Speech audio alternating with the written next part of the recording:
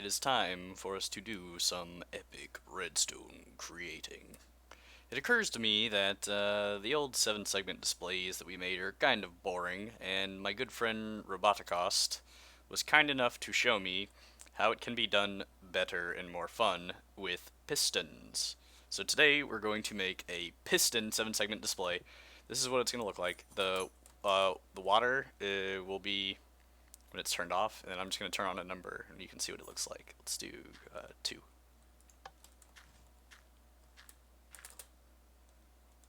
And the glowstone comes through, so that's pretty cool. Let's see if I can do night, time, day. Really? Night? Oh, I have nighttime turned off, so it can't actually go to night. But yeah, this will glow through your water. It looks really cool. It's got pretty much the same footprint as the other ones do. And yeah, it's fun, so let's make one. You're going to need, let's see, 21 pistons, I think. Yeah, 21 pistons. Lots of water and lots of glass if you want it to be visible. We're going to use sticky pistons, and we'll keep the glass for this. And we'll need redstone torches, repeaters, glowstone, yeah. So we'll just make it like right next to this other one. So basically, instead of torches, you're just going to have these for all your segments. Oops. And I'm being kind of willy-nilly with them because we're in creative mode.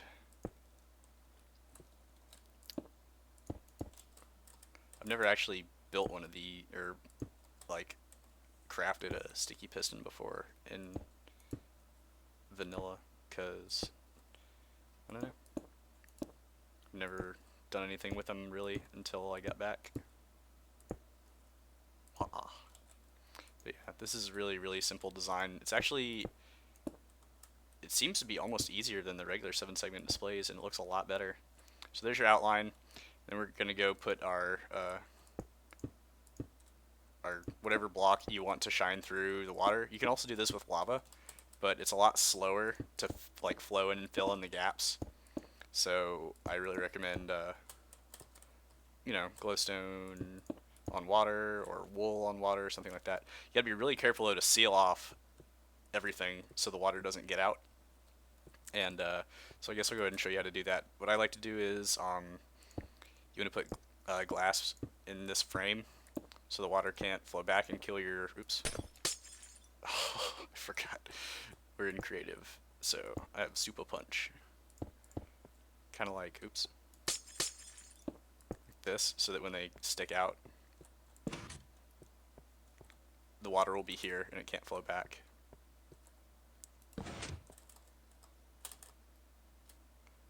And then we'll put it around the outside frame too, and we'll leave some space for the water to flow in. You're gonna need a lot of water for this, if you want it to look good anyway. And who doesn't want it to look good?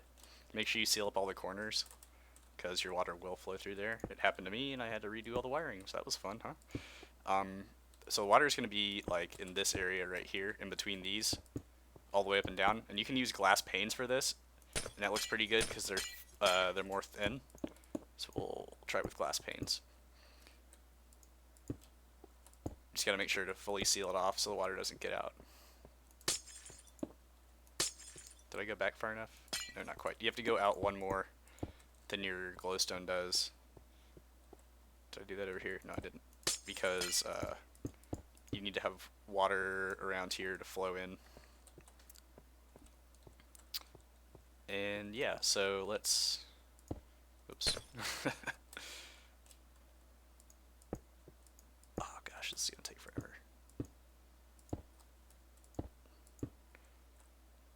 Let's see, is that right? Maybe. Let me see how we did it over here, because I don't want to mess this up. Oh yeah, so it looks like I used regular glass on the sides to hold the water. That makes sense. Good thinking, me from the past.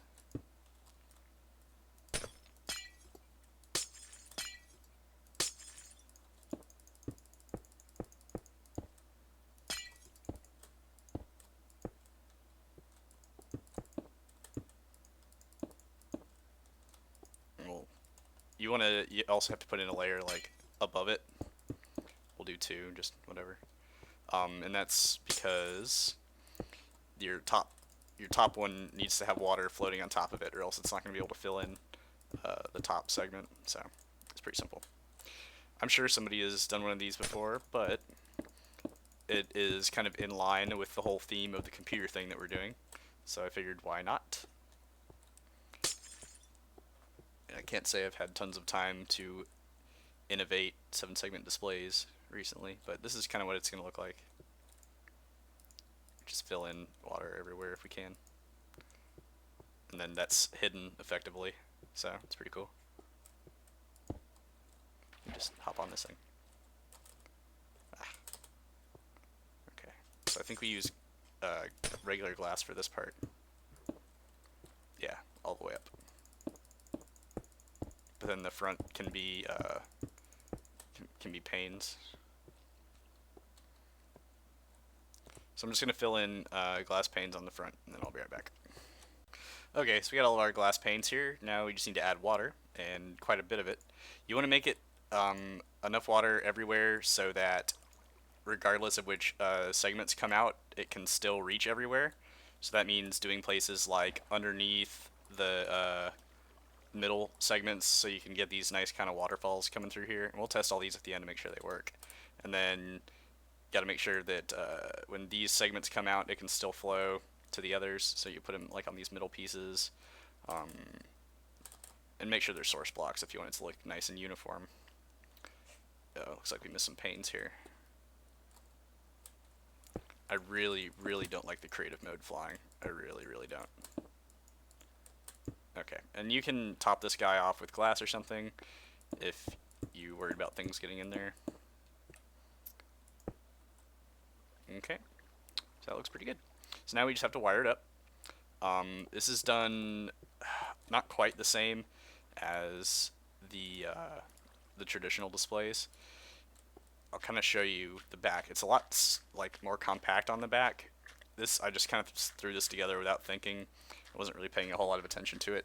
So you're going to do your horizontal ones and your vertical ones different, just like before. And so the horizontal one, I kind of like to do something like, all these are going to be inverted by default, I think. Something like this. And then you just like connect them all on the top. And then you have a line going in that controls them. See them all going? So let's see when it goes out. That one should be fine in terms of water flowing around it. The others, maybe not so much. We'll have to see. So let's do another level. Same story here.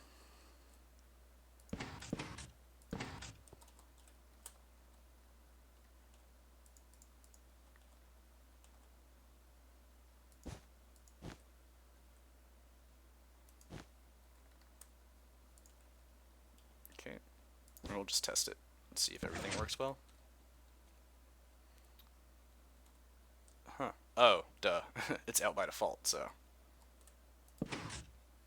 Okay, so you can see the water flow isn't disrupted by that coming out. Everything else on the bottom is still getting water. That's because of the source blocks that we put in right here, I think. So, that's a good sign. It's working well. Let's do our last horizontal one here. And then I'll show you how to do one side of the vertical ones, and then you guys can figure out the rest. It's not, it'd be the same thing.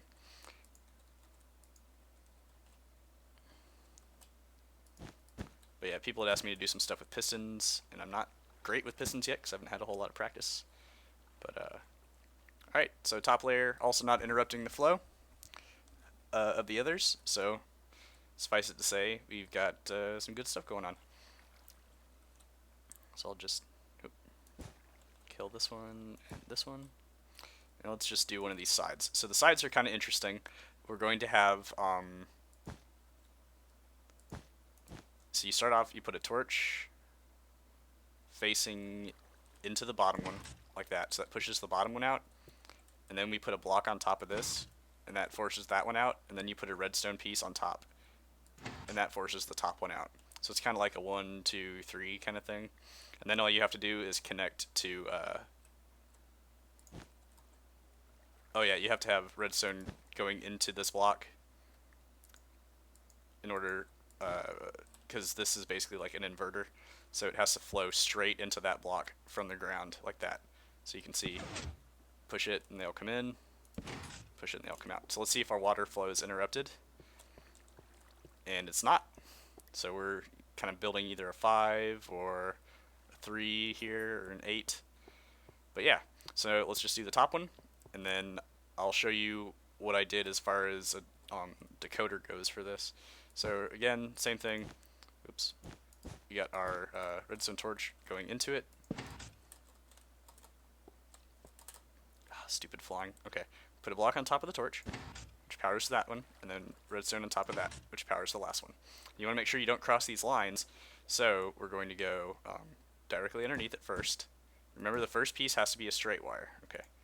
After that, you can pretty much do whatever you want to, but the first one has to be straight. You can get around that by using a repeater going into it, but that adds delay, so it's just something to be mindful of. And then we'll stair step this one down to the ground.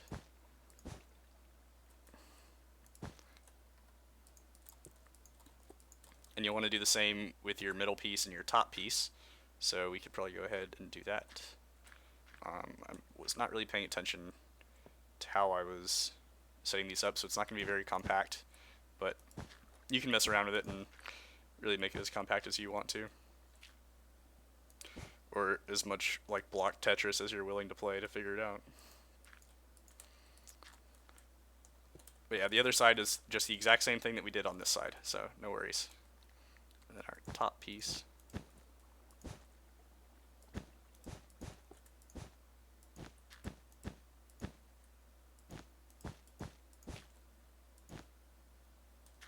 Oh, goodness. Let's see here. Okay. Yeah, this is not the best way to put this together, for the record, but whatever. I'm just trying to get it working. Okay. So yeah, that's all you got to do. Eventually, oh, so there's our 3. We just got to do those 2 pieces, but I'll let you do those. You pull all these lines back, make them parallel, and you want to stick a repeater eventually so that you know, like in front of all of them to make sure that the signal reaches all the way. But all you can do to test that is just like to see this is kind of a long path, so if we put a torch here, we can see it reaches, so we don't have to worry about it. So this was our old 7-segment display decoder. We're going to use the same thing. This is a finished one. You can see I kind of did these lines better in that it's symmetrical on the back, at least in terms of how far out it, like this one extends out 1, and this one here extends out 2. I mean, it's hard to get it perfect, but whatever. I don't really care. You can put more glass and water to hide it, so as much water as you want to. Anyway, so you start off with a row of repeaters to make sure that all the signals are going to reach, and you don't really even need these if you want to. You could probably replace, why don't we just replace these with, sorry, not sure what I was thinking.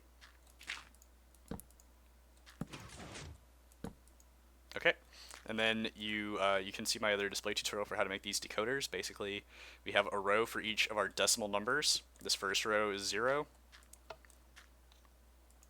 If we push the 0, we expect only the very middle piece to not be extended, and it is. So that's working well. And you'll want to do 0 through 9 at least, if not 0 through 9 and then A through F.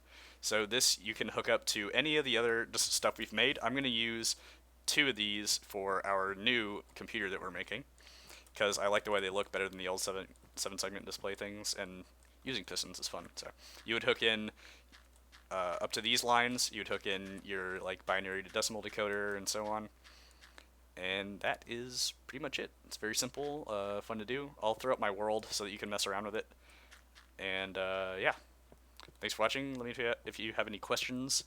And thank you again for roboticaust for the design. I do appreciate it.